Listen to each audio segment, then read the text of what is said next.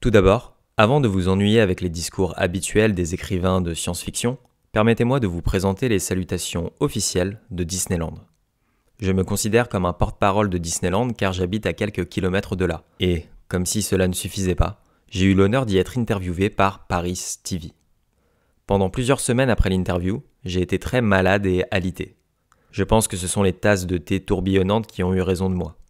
Elisabeth Antebi, qui était la productrice du film, voulait me faire tourbillonner dans l'une des tasses de thé géantes tout en discutant de la montée du fascisme avec Norman Spinrad, un vieil ami à moi qui écrit d'excellentes œuvres de science-fiction.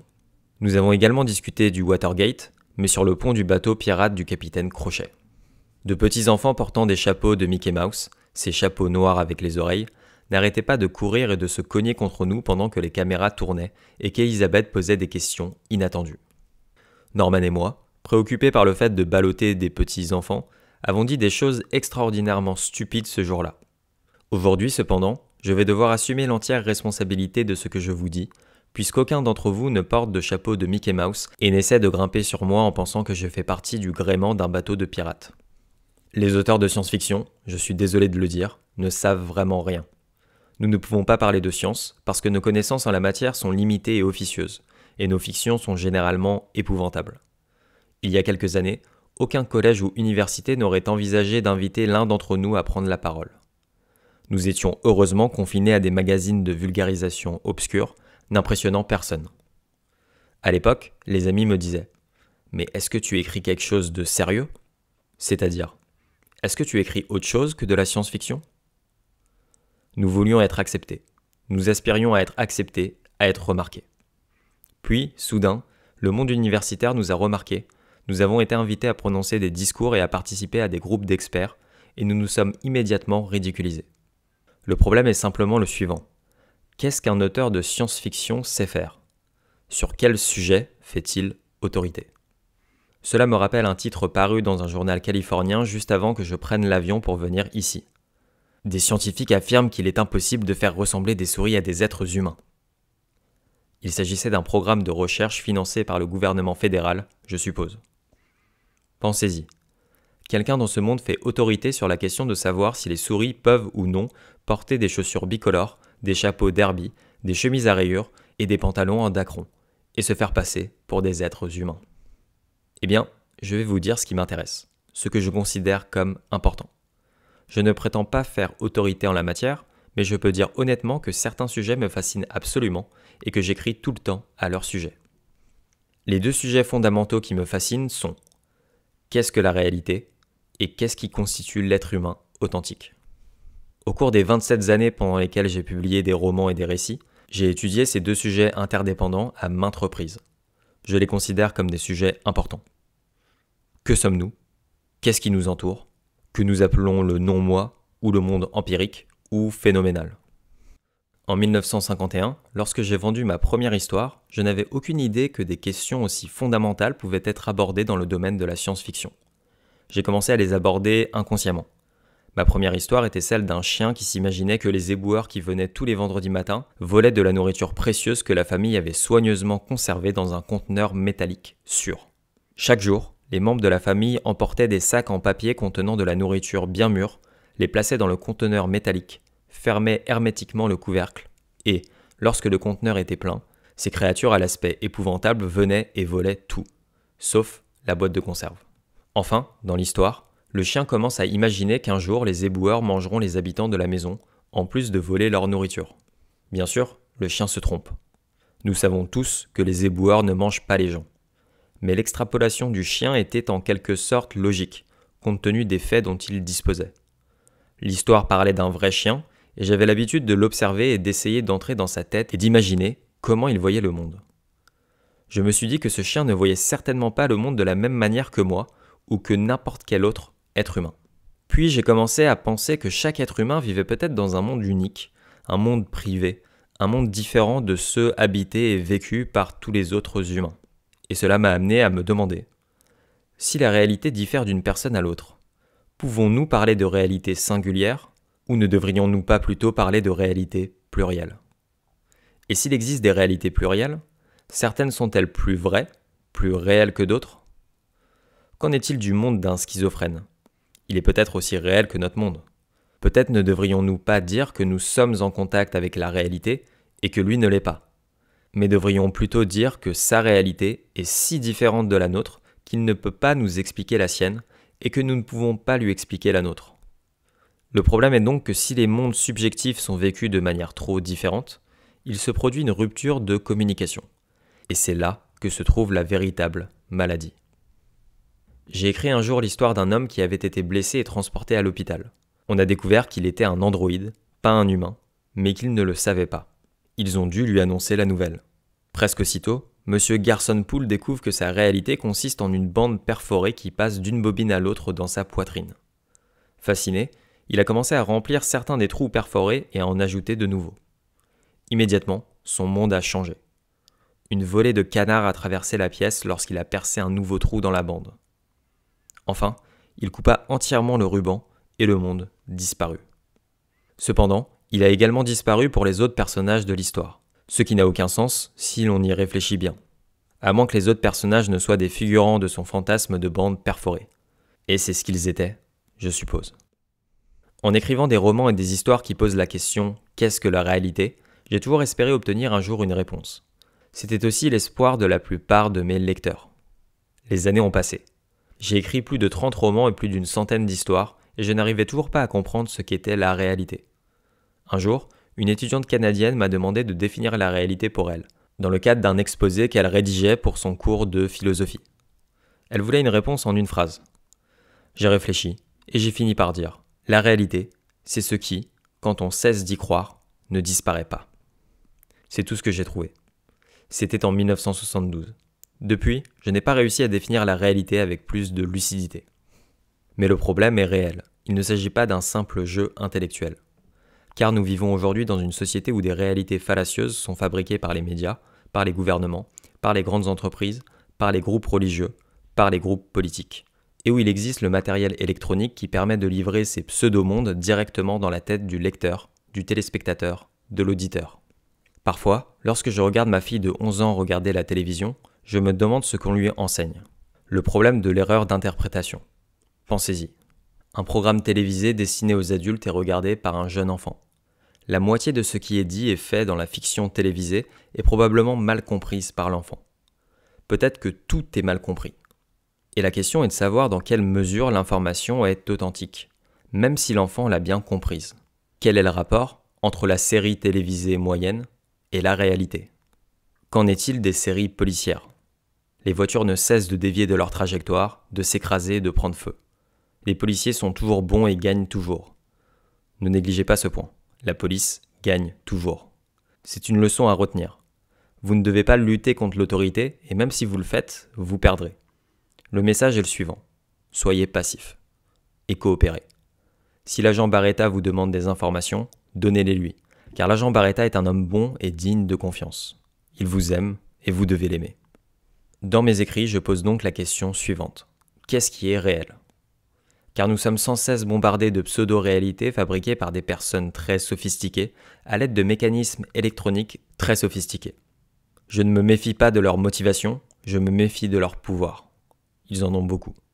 Et c'est un pouvoir étonnant, celui de créer des univers entiers, des univers de l'esprit. Je devrais le savoir. Je fais la même chose. C'est mon métier de créer des univers qui servent de base à des romans successifs. Et je dois les construire de manière à ce qu'ils ne s'effondrent pas 2 jours plus tard. C'est du moins ce qu'espèrent mes éditeurs. Mais je vais vous révéler un secret. J'aime construire des univers qui s'effondrent. J'aime les voir s'effondrer, et j'aime voir comment les personnages des romans font face à ce problème. J'ai un amour secret pour le chaos. Il devrait y en avoir plus. Ne croyez pas, et je suis très sérieux quand je dis cela, ne supposez pas que l'ordre et la stabilité sont toujours bons dans une société ou dans un univers. L'ancien, l'ossifié, doit toujours céder la place à une nouvelle vie et à la naissance de nouvelles choses. Avant que les nouvelles choses puissent naître, l'ancien doit périr. Il s'agit là d'une prise de conscience dangereuse car elle nous dit que nous devrons finalement nous séparer d'une grande partie de ce qui nous est familier. Et cela fait mal. Mais cela fait partie du scénario de la vie. Si nous ne parvenons pas à nous adapter psychologiquement au changement, nous commençons nous-mêmes à mourir intérieurement. Ce que je veux dire, c'est que les objets, les coutumes, les habitudes et les modes de vie doivent disparaître pour que l'être humain authentique puisse vivre.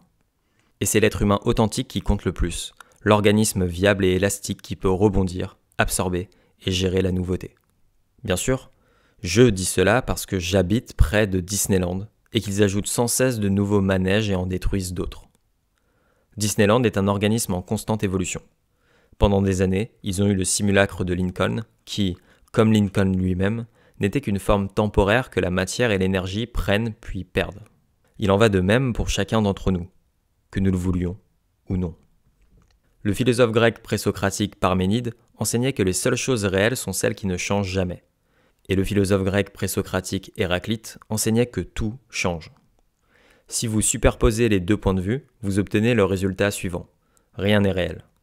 La suite de ce raisonnement est fascinante. Parménide n'a jamais pu exister parce qu'il a vieilli, est mort et a disparu, de sorte que, selon sa propre philosophie, il n'a pas existé. Et Héraclite avait peut-être raison, ne l'oublions pas. Si Héraclite avait raison, alors Parménide a existé. Et donc, selon la philosophie d'Héraclite, peut-être Parménide avait-il raison, puisque Parménide remplissait les conditions, les critères, par lesquels Héraclite jugeait les choses réelles. Je dis cela simplement pour montrer que dès que l'on commence à se demander ce qui est réel en fin de compte, on commence tout de suite à dire des bêtises. Zénon a prouvé que le mouvement était impossible. En fait, il a seulement imaginé qu'il l'avait prouvé, ce qui lui manquait, c'était ce que l'on appelle techniquement la théorie des limites. David Hume, le plus grand des sceptiques, a fait remarquer un jour qu'après une réunion de sceptiques visant à proclamer la véracité du scepticisme en tant que philosophie, tous les membres de la réunion sont néanmoins sortis par la porte plutôt que par la fenêtre. Je comprends le point de vue de Hume. Ce n'était que des paroles en l'air. Les philosophes solennels ne prenaient pas au sérieux ce qu'ils disaient. Mais je considère que la question de la définition du réel est un sujet sérieux, voire vital. Et quelque part, il y a l'autre sujet, la définition de l'homme authentique. Car le bombardement de pseudo-réalités commence très vite à produire des êtres humains inauthentiques, des êtres humains fallacieux, aussi faux que les données qui les assaillent de toutes parts. Mes deux sujets n'en font en réalité qu'un seul. Ils se rejoignent à ce stade. Les fausses réalités créeront de faux humains. Ou bien, de faux humains généreront de fausses réalités qu'ils vendront à d'autres humains, les transformant, à terme, en contrefaçon d'eux-mêmes. Nous nous retrouvons donc avec de faux humains qui inventent de fausses réalités et les vendent à d'autres faux humains. Il s'agit simplement d'une très grande version de Disneyland. Vous pouvez avoir le manège des pirates, le simulacre de Lincoln ou le manège sauvage de Monsieur Todd. Vous pouvez tous les avoir, mais aucun d'entre eux n'est vrai. Dans mes écrits, je me suis tellement intéressé aux faux que j'ai fini par inventer le concept de faux-faux. Par exemple, à Disneyland, il y a de faux oiseaux actionnés par des moteurs électriques qui émettent des cris et des hurlements lorsque vous passez à côté d'eux. Supposons qu'un soir, nous nous faufilions tous dans le parc avec de vrais oiseaux pour remplacer les faux. Imaginez l'horreur que ressentiraient les responsables de Disneyland lorsqu'ils découvriraient cette cruelle supercherie. Et peut-être même un jour de vrais hippopotames et de vrais lions. Consternation. Le parc est astucieusement transformé de l'irréel au réel par des forces sinistres. Par exemple, et si le Cervin se transformait en une véritable montagne enneigée? Et si, par un miracle de la puissance et de la sagesse de Dieu, tout l'endroit se transformait, en un instant, en un clin d'œil, en quelque chose d'incorruptible? Il devrait alors fermer boutique. Dans le Timée de Platon, Dieu ne crée pas l'univers comme le fait le Dieu chrétien. Il le trouve simplement un jour. Il le trouve un jour dans un état de chaos total. Dieu se met au travail pour transformer le chaos en ordre. Cette idée me plaît et je l'ai adaptée à mes propres besoins intellectuels. Et si, au départ, notre univers n'était pas tout à fait réel? Une sorte d'illusion, comme l'enseigne la religion hindoue, et que Dieu, par amour et par bonté pour nous, le transformait lentement et secrètement en quelque chose de réel. Nous ne serions pas conscients de cette transformation, puisque nous n'étions pas conscients que notre monde était une illusion au départ. Techniquement, il s'agit d'une idée gnostique. Le gnosticisme est une religion qui a englobé les juifs, les chrétiens et les païens pendant plusieurs siècles. On m'a accusé d'avoir des idées gnostiques. Je suppose que c'est le cas. À une époque, on m'aurait brûlé. Mais certaines de leurs idées m'intriguent. Une fois, alors que je faisais des recherches sur le gnosticisme dans la Britannica, je suis tombé sur la mention d'un codex gnostique intitulé « Le Dieu irréel et les aspects de son univers inexistant ». Une idée qui m'a fait éclater d'un rire impuissant. Quel genre de personne écrirait sur quelque chose dont il sait qu'il n'existe pas, et comment quelque chose qui n'existe pas pourrait-il avoir des aspects? Puis, j'ai réalisé que j'écrivais sur ces questions depuis plus de 25 ans. Je suppose qu'il y a beaucoup de latitude dans ce que vous pouvez dire lorsque vous écrivez sur un sujet qui n'existe pas.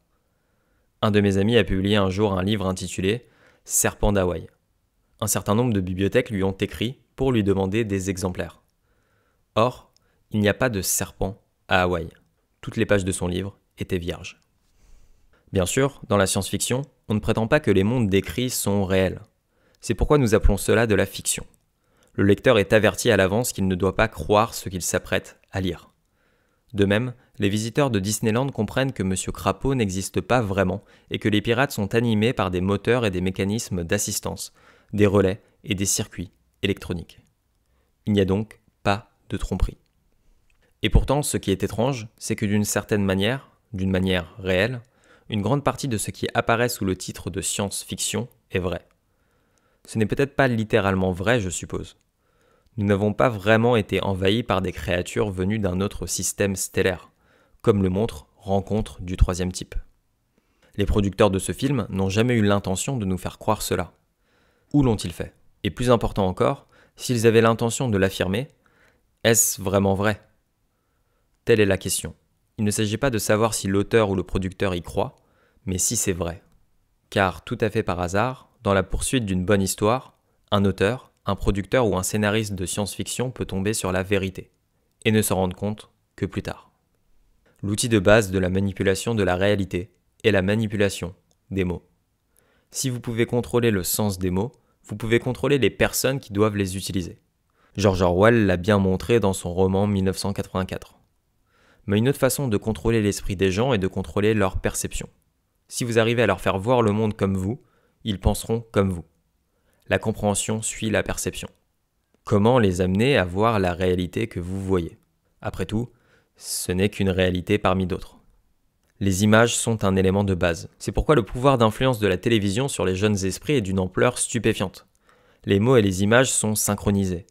Il est possible de contrôler totalement le téléspectateur, en particulier le jeune téléspectateur. Regarder la télévision est une sorte d'apprentissage par le sommeil. Une électroencéphalographie d'une personne regardant la télévision montre qu'après environ une demi-heure, le cerveau décide qu'il ne se passe rien et entre dans un état hypnoïde crépusculaire, émettant des ondes alpha. Cela s'explique par le fait que les yeux bougent très peu. En outre, la plupart des informations sont graphiques et passent donc dans l'hémisphère droit du cerveau, au lieu d'être traitées par l'hémisphère gauche, où se trouve la personnalité consciente. Des expériences récentes indiquent qu'une grande partie de ce que nous voyons sur l'écran de télévision est reçu de manière subliminale. Nous imaginons seulement que nous voyons consciemment ce qu'il y a à l'écran. L'essentiel des messages échappe à notre attention. Littéralement, après quelques heures de télévision, nous ne savons pas ce que nous avons vu. Nos souvenirs sont faux, comme nos souvenirs de rêve. Les blancs sont remplis rétrospectivement et falsifiés. Nous avons participé, sans le savoir, à la création d'une réalité fallacieuse et nous nous en sommes nourris avec complaisance. Nous avons participé à notre propre perte. Et je le dis en tant qu'auteur professionnel de fiction, les producteurs, les scénaristes et les réalisateurs qui créent ces mondes vidéo-audio ne savent pas quelle est la part de vérité dans leur contenu. En d'autres termes, ils sont victimes de leurs propres produits, tout comme nous. En ce qui me concerne, je ne sais pas dans quelle mesure mes écrits sont vrais, ni quelle partie, s'il y en a, sont vrais. C'est une situation potentiellement mortelle. La fiction imite la vérité et la vérité imite la fiction. Nous sommes en présence d'un dangereux chevauchement, d'un dangereux flou. Et selon toute probabilité, ce n'est pas délibéré. En fait, cela fait partie du problème. On ne peut pas obliger un auteur à étiqueter correctement son produit, comme une boîte de pudding dont les ingrédients sont énumérés sur l'étiquette. On ne peut pas l'obliger à déclarer ce qui est vrai et ce qui ne l'est pas s'il ne sait pas lui-même. C'est une expérience étrange que d'écrire quelque chose dans un roman en croyant qu'il s'agit d'une pure fiction et d'apprendre plus tard, peut-être des années plus tard, que c'est vrai. Je voudrais vous donner un exemple. C'est quelque chose que je ne comprends pas. Vous pouvez peut-être trouver une théorie, moi, je ne peux pas. En 1970, j'ai écrit un roman intitulé Couler mes larmes, dit le policier. L'un des personnages est une jeune fille de 19 ans qui s'appelle Cathy. Son mari s'appelle Jack. Cathy semble travailler pour le milieu criminel, mais plus tard, au fur et à mesure que nous avançons dans le roman, nous découvrons qu'elle travaille en fait pour la police. Elle a une relation avec un inspecteur de police. Ce personnage est une pure fiction. Du moins, c'est ce que je pensais. Quoi qu'il en soit, le jour de Noël 1970, j'ai rencontré une fille nommée Cathy. C'était après avoir terminé le roman, vous comprenez. Elle avait 19 ans. Son petit ami s'appelait Jack. J'ai vite appris que Cathy était une trafiquante de drogue.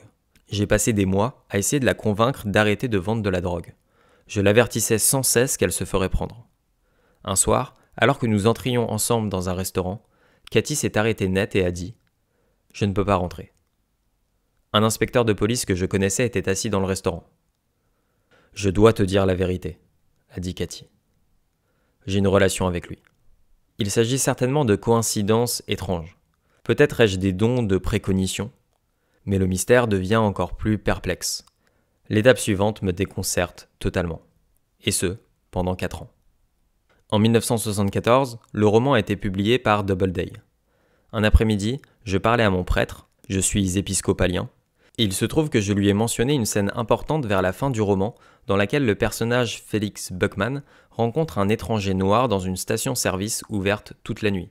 Il commence à parler. Alors que je décrivais la scène avec de plus en plus de détails, mon prêtre devint de plus en plus agité. Finalement, il a dit « C'est une scène du livre des Actes des Apôtres, de la Bible. Dans les Actes, la personne qui rencontre l'homme noir sur la route s'appelle Philippe, votre nom. » Le père Rache était tellement bouleversé par la ressemblance qu'il ne pouvait même pas retrouver la scène dans sa Bible. « Lisez les Actes des Apôtres, m'a-t-il dit. Et vous serez d'accord.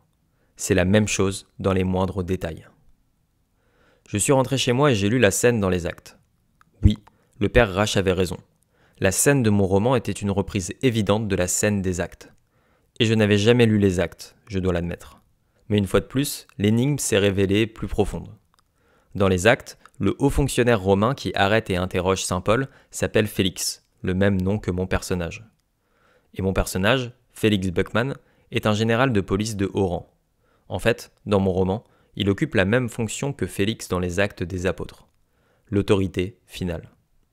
Il y a une conversation dans mon roman qui ressemble beaucoup à une conversation entre Félix et Paul. J'ai donc décidé d'essayer de trouver d'autres ressemblances. Le personnage principal de mon roman s'appelle Jason. Je me suis procuré un index de la Bible et j'ai cherché à savoir si un personnage nommé Jason apparaissait dans la Bible. Je ne me souvenais de personne. Eh bien, un homme nommé Jason apparaît une fois et une seule dans la Bible. C'est dans le livre des Actes des Apôtres. Et comme pour m'accabler encore plus de coïncidences, dans mon roman, Jason fuit les autorités et se réfugie dans la maison d'une personne, et dans les Actes, l'homme nommé Jason abrite un fugitif de la loi dans sa maison. Une inversion exacte de la situation dans mon roman, comme si l'esprit mystérieux responsable de tout cela se moquait un peu de tout cela. Félix, Jason, et la rencontre sur la route avec l'homme noir qui est un parfait inconnu. Dans les Actes des Apôtres, le disciple Philippe baptise l'homme noir qui s'en va ensuite en se réjouissant.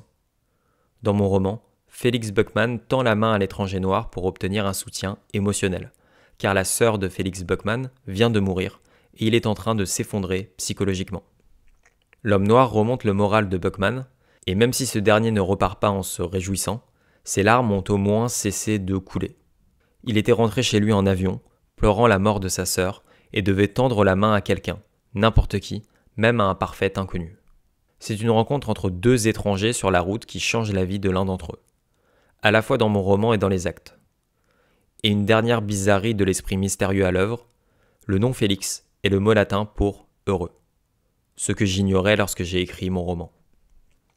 Une étude attentive de mon roman montre que pour des raisons que je ne peux même pas commencer à expliquer, j'avais réussi à reprendre plusieurs des incidents fondamentaux d'un livre particulier de la Bible, et que j'avais même les bons noms.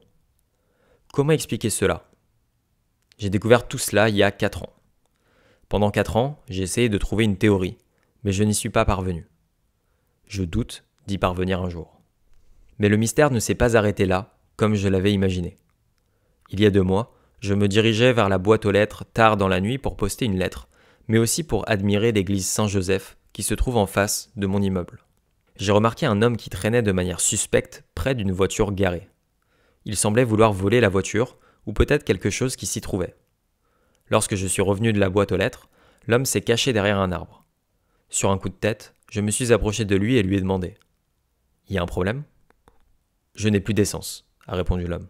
« Et je n'ai pas d'argent. » Incroyablement, parce que je n'avais jamais fait cela auparavant, j'ai sorti mon portefeuille, j'ai pris tout l'argent qu'il contenait et je lui ai tendu l'argent. Il m'a ensuite serré la main et m'a demandé où j'habitais, afin de pouvoir me rembourser plus tard. Je suis retourné à mon appartement, puis j'ai réalisé que l'argent ne lui servirait à rien, puisqu'il n'y avait pas de station-service à proximité. Je suis donc retourné dans ma voiture. L'homme avait un bidon d'essence en métal dans le coffre de sa voiture, et ensemble, nous avons roulé dans ma voiture jusqu'à une station-service ouverte toute la nuit. Bientôt, nous nous sommes retrouvés là, 2 étrangers, pendant que le pompiste remplissait le bidon d'essence en métal. Soudain, j'ai réalisé qu'il s'agissait de la scène de mon roman, écrit 8 ans auparavant. La station-service ouverte toute la nuit était exactement comme je l'avais imaginé dans mon œil intérieur lorsque j'avais écrit la scène. La lumière blanche éblouissante, le pompiste, et maintenant, je voyais quelque chose que je n'avais pas vu auparavant. L'étranger que j'aidais était noir. Nous sommes retournés à sa voiture immobilisée avec l'essence, nous nous sommes serrés la main, puis je suis retourné à mon immeuble. Je ne l'ai plus jamais revu. Il n'a pas pu me rembourser parce que je ne lui avais pas dit lequel des nombreux appartements était le mien, ni quel était mon nom. J'ai été terriblement secoué par cette expérience. J'avais littéralement vécu une scène telle qu'elle apparaissait dans mon roman.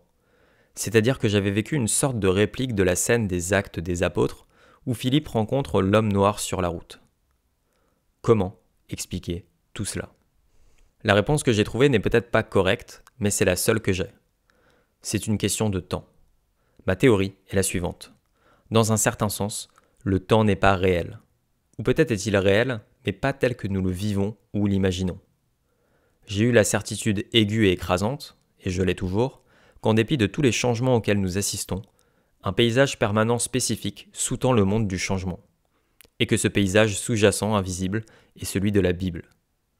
Il s'agit, plus précisément, de la période qui suit immédiatement la mort et la résurrection du Christ. C'est, en d'autres termes, la période du livre des Actes des Apôtres. Parménide serait fier de moi. J'ai contemplé un monde en perpétuel changement et j'ai déclaré qu'en dessous de lui se trouvait l'éternel, l'immuable, l'absolument réel, mais comment en est-on arrivé là ? Si le temps réel se situe autour de l'an 50, pourquoi voyons-nous l'an 1978 ? Et si nous vivons réellement dans l'Empire romain, quelque part en Syrie, pourquoi voyons-nous les États-Unis ? Au Moyen-Âge, une curieuse théorie a vu le jour, que je vais maintenant vous présenter pour ce qu'elle vaut. Il s'agit de la théorie selon laquelle le malin, Satan, est le singe de Dieu. Il crée de fausses imitations de la création, de l'authentique création de Dieu, et les interpelle ensuite pour cette authentique création. Cette étrange théorie permet-elle d'expliquer mon expérience ? Devons-nous croire que nous sommes occultés, que nous sommes trompés, que nous ne sommes pas en 1978, mais en l'an 50, et que Satan a fabriqué une réalité contrefaite pour flétrir notre foi dans le retour du Christ ? Je m'imagine en train de me faire examiner par un psychiatre. Le psychiatre me demande « En quelle année sommes-nous » Et je réponds « L'an 50 ». Le psychiatre cligne des yeux et demande « Et où êtes-vous » Je réponds « En Judée ». Le psychiatre me demande « Mais c'est où ?» Je réponds « C'est une partie de l'Empire romain ». Le psychiatre demande « Savez-vous qui est le président ?» Et je réponds « Le procurateur Félix ». Le psychiatre me demanderait « Vous en êtes sûr ?» tout en envoyant un signal secret à 2 techniciens psychologues de très grande taille. « Oui », répétai-je. Sauf si Félix s'est retiré et a été remplacé par le procureur Festus. Voyez-vous, Saint Paul a été détenu par Félix pour « Qui t'a raconté tout ça ?» interrompait le psychiatre, irrité. Et je répondais « Le Saint-Esprit ». Et après cela, je serais dans la salle d'isolement, à l'intérieur, regardant à l'extérieur et sachant exactement pourquoi j'étais là. Tout dans cette conversation serait vrai, dans un sens, mais palpablement faux, dans un autre. Je sais parfaitement que nous sommes en 1978, que Jimmy Carter est président et que je vis à Santa Ana, en Californie, aux États-Unis. Je sais même comment me rendre de mon appartement à Disneyland, un fait que je n'arrive pas à oublier. Et il est certain qu'il n'y avait pas de Disneyland à l'époque de Saint Paul. Donc si je me force à être très rationnel et raisonnable, et toutes ces autres bonnes choses, je dois admettre que l'existence de Disneyland, que je sais réelle, prouve que nous ne vivons pas en Judée en l'an 50. L'idée de Saint Paul tourbillonnant dans les tasses de thé géantes tout en composant les premiers Corinthiens, alors que Paris TV le filme au téléobjectif, ce n'est tout simplement pas possible. Saint Paul ne s'approcherait jamais de Disneyland. Seuls les enfants, les touristes et les hauts fonctionnaires soviétiques en visite vont à Disneyland. Les saints n'y vont pas. Mais d'une manière ou d'une autre, ce matériel biblique s'est emparé de mon inconscient et s'est glissé dans mon roman, et tout aussi vrai, pour une raison ou une autre, en 1978, j'ai revécu une scène que j'avais décrite en 1970. Ce que je veux dire, c'est ceci. Dans au moins un de mes romans, il y a des preuves internes qu'une autre réalité, une réalité immuable, exactement comme Parménide et Platon le soupçonnaient, sous-tend le monde phénoménal visible du changement. Et d'une manière ou d'une autre, peut-être à notre grande surprise, nous pouvons nous frayer un chemin jusqu'à elle. Ou plutôt, un esprit mystérieux peut nous mettre en contact avec lui, s'il souhaite que nous voyions cet autre paysage permanent. Le temps passe, des milliers d'années s'écoulent, mais au moment même où nous voyons ce monde contemporain, le monde ancien, le monde de la Bible, est caché sous lui, toujours là et toujours réel, éternellement. Dois-je m'arrêter là et vous raconter la suite de cette histoire singulière ? Je vais le faire puisque je suis déjà allé si loin. Mon roman « Coule mes larmes », dit le policier, a été publié par Doubleday en février 1974. La semaine suivant sa sortie, je me suis fait enlever 2 dents de sagesse incluses, sous pantotale de sodium. Plus tard dans la journée, j'ai ressenti une douleur intense. Ma femme a téléphoné au chirurgien buccal qui a appelé une pharmacie. Une demi-heure plus tard, on a frappé à ma porte. Le livreur de la pharmacie apportait les médicaments contre la douleur. Bien que je saigne, que je sois malade et faible, j'ai ressenti le besoin de répondre moi-même à ce coup.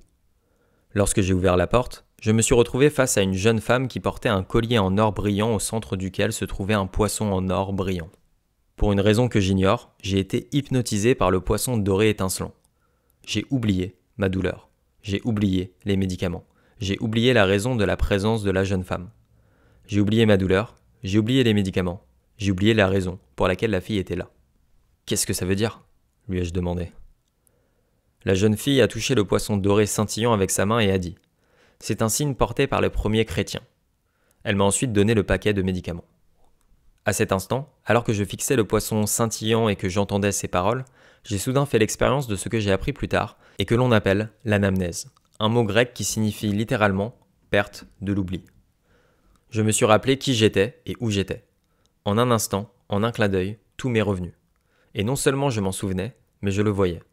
La jeune fille était une chrétienne secrète, et moi aussi. Nous vivions dans la crainte d'être repérés par les Romains. Nous devions communiquer par des signes énigmatiques. Elle venait de me raconter tout cela, et c'était vrai. Pendant un court moment, aussi difficile à croire ou à expliquer que cela puisse être, j'ai vu s'estomper les contours noirs de la prison de la détestable Rome. Mais, plus important encore, je me suis souvenu de Jésus, qui avait été récemment avec nous, qui s'était temporairement éloigné et qui reviendrait très bientôt. Mon émotion était joyeuse. Nous nous préparions secrètement à l'accueillir à nouveau. Ce ne sera pas long. Et les Romains ne le savaient pas. Ils le croyaient mort, mort pour toujours. C'était notre grand secret, notre joyeuse connaissance.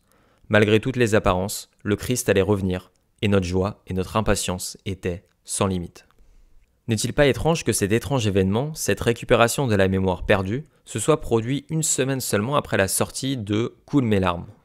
Et c'est « Coule mes larmes » qui contient la reproduction de personnes et d'événements du livre des Actes, qui se déroule au moment précis, juste après la mort et la résurrection de Jésus, dont je me souvenais, au moyen du signe du poisson d'or, comme s'il venait d'avoir lieu. Si vous étiez à ma place et que cela vous arrivait, je suis sûr que vous ne pourriez pas laisser tomber. Vous chercheriez une théorie pour l'expliquer. Depuis plus de 4 ans, j'ai essayé une théorie après l'autre. Le temps circulaire, le temps figé, le temps intemporel, ce qu'on appelle le temps sacré par opposition au temps ordinaire. Je ne compte plus les théories que j'ai essayées. Une constante a cependant prévalu dans toutes les théories. Il doit bien y avoir un mystérieux Esprit Saint qui a une relation exacte et intime avec le Christ, qui peut habiter les esprits humains, les guider et les informer, et même s'exprimer à travers ces humains, même sans qu'ils en soient conscients. Lors de la rédaction de Coule mes larmes, en 1970, il y a eu un événement inhabituel dont je me suis rendu compte à l'époque qu'il n'était pas ordinaire, et qu'il ne faisait pas partie du processus d'écriture habituel. Une nuit, j'ai fait un rêve particulièrement frappant. Lorsque je me suis réveillé, je me suis trouvé dans l'obligation, la nécessité absolue, d'intégrer ce rêve dans le texte du roman, exactement comme je l'avais rêvé. Pour que le rêve soit parfaitement exact, j'ai dû rédiger 11 versions de la dernière partie du manuscrit, jusqu'à ce que je sois satisfait. Je vais maintenant citer un extrait du roman, tel qu'il est apparu dans sa forme finale. Voyez si ce rêve vous rappelle quelque chose. La campagne, brune et sèche, en été, où il avait vécu enfant. Il montait un cheval, et à sa gauche, une escouade de chevaux s'approchait lentement. Les chevaux étaient montés par des hommes vêtus de robes brillantes, chacune d'une couleur différente. Chacun portait un casque pointu qui étincelait à la lumière du soleil. Les chevaliers lents et solennels passèrent devant lui, et sur leur passage, il distingua le visage de l'un d'eux. Un visage de marbre antique, un homme terriblement vieux avec des cascades ondulantes de barbe blanche. Quel nez fort il avait, quel trait noble. Si fatigué, si sérieux, si loin des hommes ordinaires.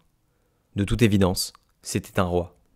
Félix Buckman les laissa passer. Il ne leur adressa pas la parole et ils ne lui dirent rien. Ensemble, ils se dirigèrent vers la maison d'où ils venaient. Un homme s'était enfermé dans la maison, un homme seul, Jason Taverner, dans le silence et l'obscurité, sans fenêtre, seul désormais pour l'éternité. Assis, simplement existant, inerte. Félix Buckman continua à avancer dans la campagne. C'est alors qu'il entendit derrière lui un seul et terrible cri. Ils avaient tué Taverner, et en les voyant entrer, en les sentant dans l'ombre autour de lui, en sachant ce qu'ils avaient l'intention de faire de lui, Taverner avait crié. Félix Buckman ressentit en lui-même un chagrin absolu et désolant. Mais dans son rêve, il ne retourna pas en arrière et ne regarda pas en arrière. Il n'y avait rien à faire. Personne n'aurait pu arrêter la troupe d'hommes en robe varicolore. On ne pouvait pas leur dire non. Quoi qu'il en soit, c'était fini. Taverner était mort. Ce passage ne vous suggère probablement rien de particulier, si ce n'est une troupe de juristes qui jugent quelqu'un de coupable ou de considéré comme tel. Il n'est pas clair si Taverner a effectivement commis un crime ou s'il est simplement soupçonné d'en avoir commis un. J'ai eu l'impression qu'il était coupable, mais que c'était une tragédie qu'il soit tué. Une tragédie terriblement triste. Dans le roman, ce rêve fait pleurer Félix Buckman, qui va donc chercher l'homme noir à la station-service ouverte toute la nuit. Des mois après la publication du roman, j'ai trouvé la section de la Bible à laquelle ce rêve fait référence. Il s'agit de Daniel 7, 9. Des trônes furent mis en place et un vieillard s'assit. Sa robe était blanche comme la neige et les cheveux de sa tête comme la laine la plus pure. Son trône et ses roues étaient des flammes de feu. Un fleuve de feu coulait devant lui. Des milliers et des milliers de personnes le servaient et des myriades de myriades assistaient à ses offices. La cour siégeait et les livres étaient ouverts. Le vieillard aux cheveux blancs apparaît à nouveau dans l'Apocalypse 1, 13. Je vis quelqu'un qui ressemblait à un fils d'homme, vêtu jusqu'aux pieds, avec une ceinture d'or sur la poitrine. Les cheveux de sa tête étaient blancs comme de la laine blanche, ses yeux flamboyaient comme du feu, ses pieds brillaient comme de l'airain poli dans une fournaise, et sa voix était comme le bruit des eaux impétueuses. Puis, 1,17. Quand je l'ai vu, je suis tombé à ses pieds comme mort, mais il posa sa main droite sur moi et dit « Ne crains pas. Je suis le premier et le dernier, et je suis le vivant, car j'étais mort et je suis vivant pour l'éternité, et je détiens les clés de la mort et du domaine de la mort. Écris donc ce que tu as vu, ce qui est maintenant et ce qui sera plus tard. » Et comme Jean de Patmos, j'ai fidèlement écrit ce que j'ai vu et mis dans mon roman. Et c'était vrai, même si à l'époque je ne savais pas de qui il était question dans cette description. Il distingua le visage de l'un d'entre eux, un visage de marbre antique, un homme terriblement vieux avec des cascades ondulantes de barbe blanche. Quel nez fort il avait, quel trait noble. Si fatigué, si sérieux, si loin des hommes ordinaires. De toute évidence, c'était un roi. En effet, c'était un roi. Il est le Christ lui-même, revenu pour juger. Et c'est ce qu'il fait dans mon roman. Il juge l'homme enfermé dans les ténèbres. L'homme enfermé dans les ténèbres doit être le prince du mal, la force des ténèbres. Appelez-le comme vous voulez, son heure était venue. Il a été jugé et condamné. Félix Buckman pouvait pleurer de tristesse, mais il savait que le verdict ne pouvait être contesté. C'est ainsi qu'il poursuivit sa route, sans se retourner ni regarder en arrière, n'entendant que le cri de la peur et de la défaite, le cri du mal détruit. Mon roman contient donc des éléments tirés d'autres parties de la Bible, ainsi que des sections des Actes des Apôtres. Déchiffré, mon roman raconte une histoire tout à fait différente de l'histoire de surface, que nous n'avons pas besoin d'aborder ici. La véritable histoire est tout simplement la suivante. Le retour du Christ, désormais roi et non plus serviteur souffrant. Juge et non plus victime d'un jugement injuste. Tout est inversé. Le message central de mon roman, sans que je le sache, était un avertissement aux puissants. Vous serez bientôt jugés et condamnés. De qui s'agit-il en particulier ? Je ne peux pas vraiment le dire, ou plutôt je préfère ne pas le dire. Je n'ai aucune certitude, seulement une intuition. Et ce n'est pas suffisant pour continuer, alors je garderai mes pensées pour moi. Mais vous pouvez vous demander quels événements politiques ont eu lieu dans ce pays entre février 1974 et août 1974. Demandez-vous qui a été jugé et condamné, et qui est tombé comme une étoile flamboyante dans la ruine et le déshonneur. L'homme le plus puissant du monde. Et j'ai autant de peine pour lui aujourd'hui que lorsque j'ai fait ce rêve. Ce pauvre homme, ai-je dit un jour à ma femme, les larmes aux yeux. Enfermé dans l'obscurité, jouant du piano dans la nuit pour lui-même, seul et effrayé, sachant ce qui va arriver. Pour l'amour de Dieu, pardonnons-lui enfin. Mais ce qui lui a été fait, à lui et à tous ces hommes, tous les hommes du président comme on dit, devait être fait. Aucune créature, aucune personne ne devrait être enfermée dans l'obscurité pour toujours. Ce n'est pas humain. À peu près au moment où la Cour suprême a décidé que les enregistrements de Nixon devaient être remis au procureur spécial, je mangeais dans un restaurant chinois à Yorba Linda, la ville de Californie où Nixon est allé à l'école, où il a grandi, travaillé dans une épicerie, où un parc porte son nom, et bien sûr la maison de Nixon, simple planche à clin et tout le reste. Dans mon biscuit chinois, j'ai reçu le message suivant. Les actes accomplis en secret ont tendance à se faire démasquer. J'ai envoyé le bout de papier à la Maison Blanche en précisant que le restaurant chinois était situé à moins d'1 kilomètre de la maison originale de Nixon. Et j'ai dit « Je pense qu'une erreur a été commise. Par accident, j'ai obtenu la carte de M. Nixon. A-t-il la mienne ?» La Maison Blanche n'a pas répondu. Comme je l'ai dit précédemment, l'auteur d'une œuvre supposée de fiction peut écrire la vérité sans le savoir. Pour citer Xénophane, un autre présocratique, même si un homme a la chance de dire la vérité la plus complète, il ne la connaît pas lui-même. Toutes les choses sont enveloppées d'apparence. Et Héraclite de renchérir, la nature des choses a l'habitude de se dissimuler. W.S. Gilbert, de Gilbert et Sullivan, l'a dit. Les choses sont rarement ce qu'elles semblent être. Le lait écrémé se fait passer pour de la crème.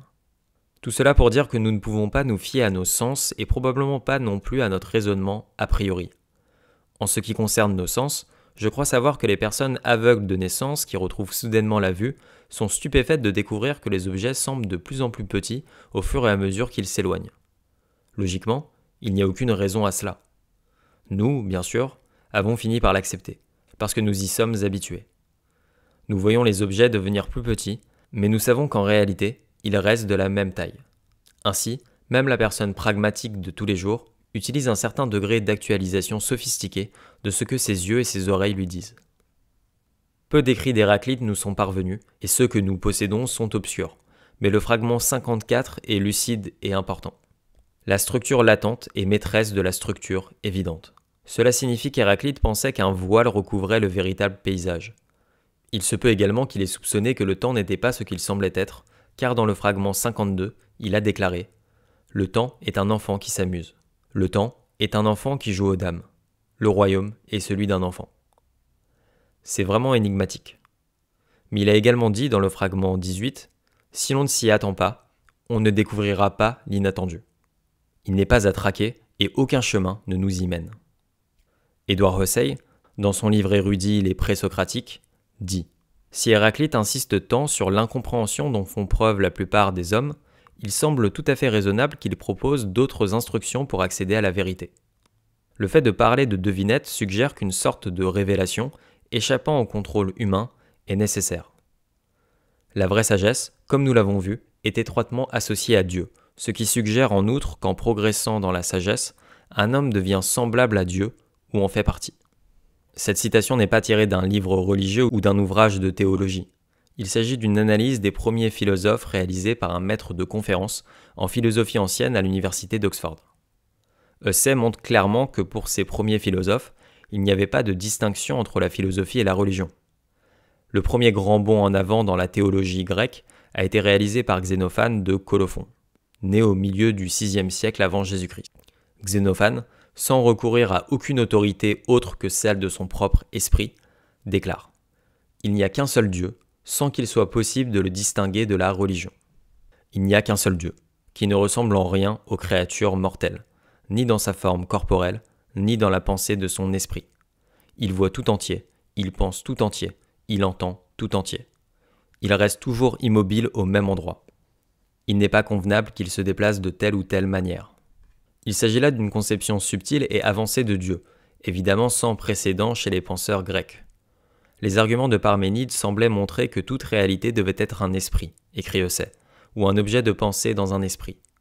En ce qui concerne Héraclite en particulier, il dit « Chez Héraclite, il est difficile de dire dans quelle mesure les conceptions de l'esprit de Dieu se distinguent de l'exécution dans le monde, ou même dans quelle mesure l'esprit de Dieu se distingue du monde. » La suite du sceau d'Anaxagore m'a toujours fasciné. Anaxagore avait été conduit à une théorie de la microstructure de la matière qui la rendait, dans une certaine mesure, mystérieuse pour la raison humaine. Anaxagore pensait que tout était déterminé par l'esprit. Il ne s'agissait pas de penseurs puérils, ni de primitifs. Il débattait de questions sérieuses et étudiait les points de vue des uns et des autres avec une grande perspicacité. Ce n'est qu'à l'époque d'Aristote que leurs opinions ont été réduites à ce que nous pouvons classer proprement, mais à tort, comme grossier.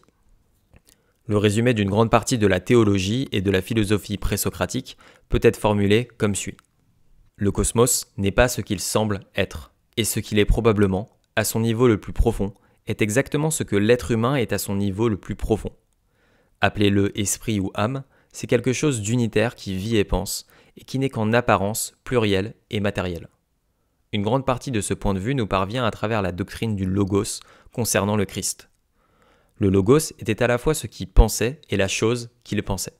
Le penseur et la pensée ensemble. L'univers est donc penseur et pensée, et puisque nous en faisons partie, nous, en tant qu'humains, sommes en dernière analyse des pensées de ses pensées et des penseurs de ses pensées.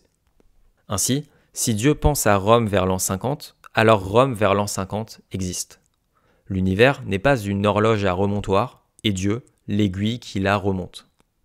L'univers n'est pas une montre à pile et Dieu la pile. Spinoza croyait que l'univers était le corps de Dieu étendu dans l'espace. Mais bien avant Spinoza, 2000 ans avant lui, Xénophane avait dit « Sans effort, il manie toute chose par la pensée de son esprit. » Si l'un d'entre vous a lu mon roman Ubique, vous savez que la mystérieuse entité, l'esprit ou la force appelée Ubique, commence par une série de publicités vulgaires et bon marché et finit par dire « Je suis Ubique. Avant que l'univers ne soit, je suis. J'ai créé les soleils, j'ai créé les mondes.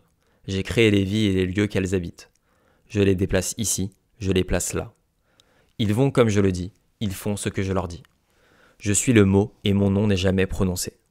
Le nom que personne ne connaît. On m'appelle Ubique, mais ce n'est pas mon nom. Je suis, je le serai, toujours. » Il est donc évident qui et quoi est Ubique.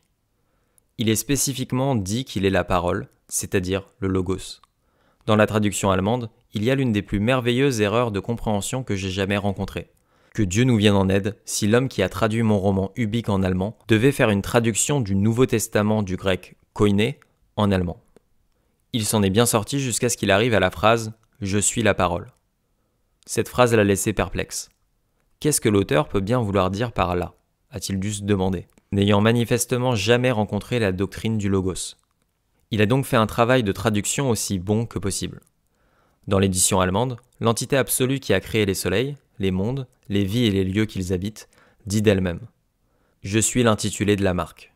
Je suis l'intitulé de la marque. » S'il avait traduit l'évangile selon saint Jean, je suppose qu'il l'aurait fait de cette manière. Au commencement de toute chose, la marque était déjà. La marque habitait avec Dieu, et ce que Dieu était, la marque l'était. Il semblerait que je ne vous apporte pas seulement les salutations de Disneyland, mais aussi celles de Mortimer Snerd. Tel est le destin d'un auteur qui espérait inclure des thèmes théologiques dans ses écrits. Le nom de la marque était donc avec Dieu au commencement, et c'est par lui que toutes choses ont été créées. Aucune chose n'a été créée sans lui. Ainsi vont les nobles ambitions. espérons que Dieu ait le sens de l'humour. Ou plutôt, espérons que la marque ait le sens de l'humour. Comme je vous l'ai dit précédemment, mes deux préoccupations dans mes écrits sont qu'est-ce que la réalité et qu'est-ce que l'humain authentique. Je suis sûr que vous pouvez voir maintenant que je n'ai pas été capable de répondre à la première question. J'ai l'intuition constante que le monde de la Bible est un paysage littéralement réel, mais voilé, qui ne change jamais, qui est caché à notre vue, mais qui nous est accessible par révélation.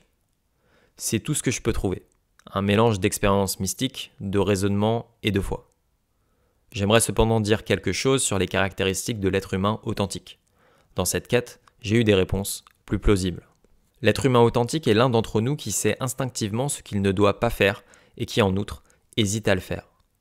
Il refusera de le faire, même si cela entraîne des conséquences terribles pour lui et pour ceux qu'il aime. C'est là, à mon sens, le trait héroïque ultime des gens ordinaires. Ils disent non aux tyrans et assument calmement les conséquences de cette résistance. Leurs actes peuvent être modestes et passent presque toujours inaperçus, sans être marqués par l'histoire. On ne se souvient pas de leur nom, et ces êtres humains authentiques ne s'attendaient pas à ce que l'on se souvienne de leur nom. Je vois leur authenticité d'une manière étrange, non pas dans leur volonté d'accomplir de grands actes héroïques, mais dans leur refus silencieux. Par essence, ils ne peuvent être contraints d'être ce qu'ils ne sont pas.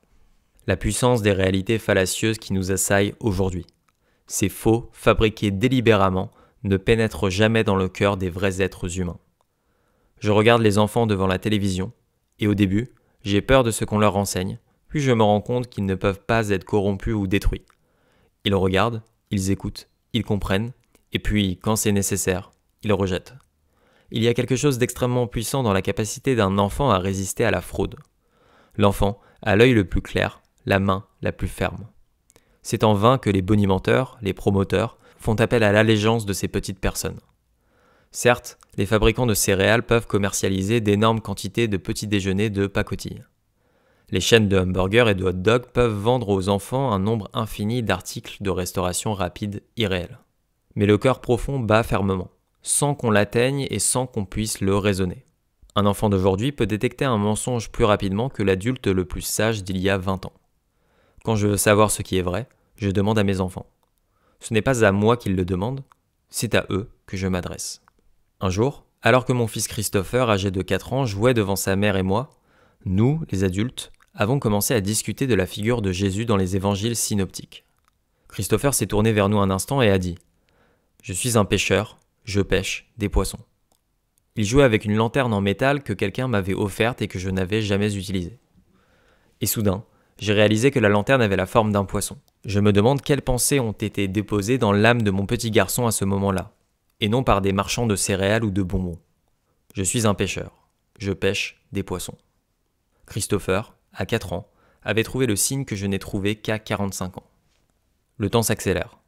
Et dans quel but ? C'est peut-être ce qu'on nous a dit il y a 2000 ans. Ou peut-être que ce n'était pas vraiment il y a si longtemps. Peut-être que c'est une illusion que tant de temps se soit écoulé. Peut-être était-ce il y a une semaine, ou même plutôt aujourd'hui. Peut-être que non seulement le temps s'accélère, mais qu'en plus, il va s'arrêter. Et si c'est le cas, les attractions de Disneyland ne seront plus jamais les mêmes. Car lorsque le temps s'arrêtera, les oiseaux, les hippopotames, les lions et les cerfs de Disneyland ne seront plus des simulations et pour la première fois, un véritable oiseau chantera.